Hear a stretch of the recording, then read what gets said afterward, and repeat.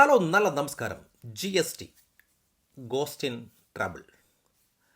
കന്നഡയിലെ പ്രശസ്ത ടെലിവിഷൻ താരവും നടനുമായിട്ടുള്ള സുജൻ ലോകേഷ് ആദ്യമായി സംവിധാനം ചെയ്ത ഹൊറർ കോമഡി ചിത്രമാണ് GST. നിലവിൽ ആമസോൺ പ്രൈമിൽ കന്നഡയിലും തെലുങ്കിലും തമിഴിലും ഹിന്ദിയിലും എല്ലാം ലഭ്യമാണ്. കാണാൻ കഴിയുന്നവർ കാണുക. ഇതിൻ്റെ മെയിൻ പ്ലോട്ട് എന്ന് പറയുന്നത് ലക്കി എന്ന പേരുള്ള എന്നാൽ ജീവിതത്തിൽ ഒട്ടും ഭാഗ്യമില്ലാത്ത ഒരു യുവാവൻ്റെ കഥയാണ്. പേര് പോലെ ലക്കി അല്ലാത്ത തൻ്റെ ജീവിതമെന്ന് അവൻ വിശ്വസിക്കുന്നു. കടബാധ്യതകളും കുടുംബ പ്രശ്നങ്ങളും കാരണം ജീവിതം മടുക്കുന്ന ലക്കി ആത്മഹത്യ ചെയ്യാൻ തീരുമാനിക്കുന്നു. എന്നാൽ ആത്മഹത്യയ്ക്ക് ശ്രമിക്കുന്ന വേളയിൽ 5 പ്രേതങ്ങൾ അവനെ രക്ഷിക്കുന്നു. ഈ പ്രേതങ്ങൾ വെറുതെ അവനെ രക്ഷിക്കുകയല്ല, മറിച്ച് തങ്ങളുടെ പൂർത്തിയാകാത്ത ചില ആഗ്രഹങ്ങൾ സാധിച്ച് തരാൻ അവനോട് ആവശ്യപ്പെടുകയാണ്. പ്രേതങ്ങളുടെ പ്രശ്നങ്ങൾ പരിഹരിക്കാൻ ലക്കി ശ്രമിക്കുന്നതും അതിനിടയിൽ നടക്കുന്ന രസകരമായിട്ടുള്ള കുറേ സംഭവങ്ങളുമാണ് ഇതിൻ്റെ മെയിൻ പ്ലോട്ട് എന്ന് പറയുന്നത്. ശരിക്കും പറഞ്ഞു കഴിഞ്ഞാൽ സൗഹൃദം അല്ലെങ്കിൽ ഈ യഥാർത്ഥ പ്രേതങ്ങളുമായിട്ടുള്ള സൗഹൃദം എന്ന് പറയുന്ന ആ ഒരു കൺസെപ്റ്റ് ഒരു പക്ഷേ പല സിനിമകളിലും നമ്മൾ കണ്ടിട്ടുള്ളതാണ്. ഇപ്പോൾ സർവമായ പോലുള്ള സിനിമകളൊക്കെ കണ്ടിട്ടുള്ളതാണല്ലോ. അപ്പോൾ പിന്നെ തമിഴിലും കുറേ സിനിമകൾ അങ്ങനെ ഞാൻ കണ്ടിട്ടുണ്ട്. അപ്പോൾ എല്ലാത്തിൻ്റെയും ഒരു മിശ്രിതമാണ് ഇതൊരു പക്ഷേ GST.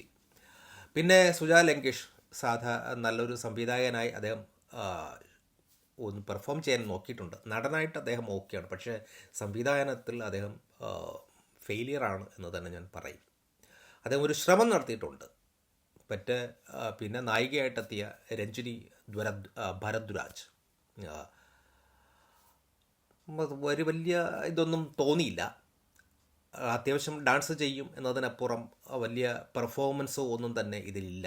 പിന്നെ തബല നാണി, രവിശങ്കർ ഗൗഡ, ഗിരിജ ലങ്കേഷ് അവർ അത്യാവശ്യം അവരുടേതായിട്ടുള്ള റോള് ഗംഭീരമാക്കാൻ ശ്രമിച്ചിട്ടുണ്ട്.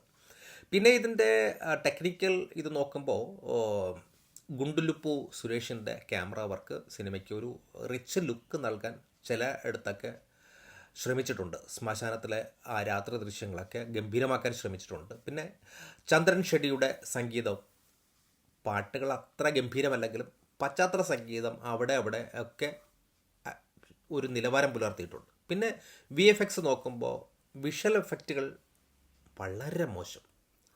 സിനിമയുടെ വലിയൊരു പോരായ്മ തന്നെ ഇത് തന്നെയാണ്. ഒരു ഹൊറർ ഫാൻറ്റസി സിനിമയ്ക്ക് വേണ്ടി ഒരു ക്വാളിറ്റി ഉള്ള ഒരു സാധനവും ഇതിനകത്തില്ല.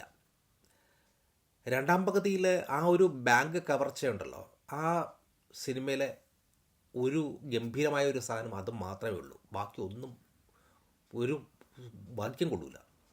പിന്നെ ലക്കിയും പ്രേതങ്ങളും തമ്മിലുള്ള ഒരു ഇമോഷൻ രംഗങ്ങൾ ശരിക്കും പറഞ്ഞു കഴിഞ്ഞാൽ മോശം ലഭിക്കാനായി ചെയ്യുന്ന കാര്യങ്ങൾ ചിലയിടത്തൊക്കെ ഓക്കെയാണ്, ചിലയിടത്തൊന്നും ശരിയല്ല, ആവുന്നില്ല. പിന്നെ തിരക്കഥയുടെ പോരായ്മ തന്നെയാണ് ഇതിൻ്റെ ആ ഒരു സിനിമ ഭയങ്കരമായിട്ട് എഴയുന്നു. ഒരു 2 മണിക്കൂർ താഴെയുള്ളൂ, പക്ഷേ എഴയുന്നതുകൊണ്ട് നമ്മൾ യുക്തിപരമായിട്ട് ചിന്തിച്ചു പോവുകയാണ്, ഇതിനെന്താ സംഭവിക്കുന്നത്, അങ്ങനെ ചെയ്തപ്പോൾ ഇവർക്ക് ഇങ്ങനെ ചെയ്തുകൂടെ എന്ന് നമ്മൾ ഈ സിനിമ എഴയുന്നത് കാരണം നമ്മുടെ മനസ്സിൽ തോന്നിയതാണ്. അവരോട് ചോദിച്ചിരുന്നെങ്കിൽ ഇത് ക്ലിയർ ആകത്തില്ലേ എന്ന് പറയുമ്പോൾ നമുക്ക് ചിന്തിക്കാനുള്ള സമയം തരുന്നു എന്നുള്ളതാണ് സത്യം. അപ്പോൾ ആ ഒരു GST എന്ന ആ പേരിൽ ഹൊറർ ഉണ്ടെങ്കിലും പക്ഷേ സിനിമയിൽ ഹൊറർ ഇല്ല എന്നുള്ളതാണ്. ഈ ഹൊറർ ഇല്ല എന്ന് പറയുമ്പോൾ പിന്നെ സർവമായ പോലെ ഫീൽ ഗുഡ് ഹൊറർ മൂവി അല്ല. ഇതിൽ ഹൊററുണ്ട്, പക്ഷേ ഈ ഹൊറർ എലമെൻറ്റ് അല്ലെങ്കിൽ ഹൊറർ ആയിട്ട് വരുന്നവരൊക്കെ നമ്മൾ പേടിപ്പിക്കുന്നില്ല എന്നുള്ളതാണ്. അങ്ങനെ ഒരു പ്രശ്നം കൂടെ ഉണ്ട്. മൊത്തത്തിൽ കയ്യിൽ നിന്ന് പോയ ഒരു സിനിമയായിട്ടാണ് എനിക്ക് തോന്നിയത്. എന്തായിരുന്നാലും വെറുതെ ഒന്ന് കണ്ടിരിക്കാവുന്ന ഒരു ശരാശരി സിനിമ എന്നതിനപ്പുറം ഇതൊരു ഗംഭീരമായ ഒരു സിനിമയായിട്ട് എനിക്ക് തോന്നിയില്ല. എങ്കിൽ പോലും എപ്പോഴും ഈ ഹൊറർ മൂവി എന്ന് പറയുന്നത് എപ്പോഴും ഒരു പരീക്ഷണമാണ്. കയാലപ്പുറത്തിരിക്കുന്ന തേങ്ങ പോലെയാണ്, അങ്ങോട്ടും വീഴാം ഇങ്ങോട്ടും വീഴാം. ചിലർക്ക് അത് ഇഷ്ടപ്പെടും, ചിലർക്കാണെങ്കിൽ അത് ഗംഭീരമായിട്ട് നിരസിക്കുകയും ചെയ്യും. അതേപോലുള്ള ഒരു സിനിമയായിട്ട് മാത്രമേ ഇതിനെ ഞാൻ കാണുന്നുള്ളൂ. എന്തായിരുന്നാലും ഈ സിനിമ ഒരു പ്രാവശ്യം കാണുന്നത് കൊണ്ടൊരു പ്രശ്നമൊന്നുമില്ല. ഒരു ഭയപ്പെടുത്തുന്ന ഒരു സാധനങ്ങളൊന്നും തന്നെ ഇല്ലാത്തതുകൊണ്ട് ഇരുന്ന് ഫാമിലി ആയിട്ടിരുന്ന് കാണാൻ പറ്റുന്ന ഒരു സിനിമയായിട്ട് മാത്രം ഒരു ശരാശരി സിനിമ എന്നതിനപ്പുറം ശരാശരിക്ക് മുകളിലും അല്ല, ശരാശരി സിനിമ. അത് ആ ഒരു നിലവാരം നൽകുന്ന ഒരു സിനിമ, ഒരു 5-ൽ 2.5 കൊടുക്കാവുന്ന ഒരു സിനിമ. Thank you.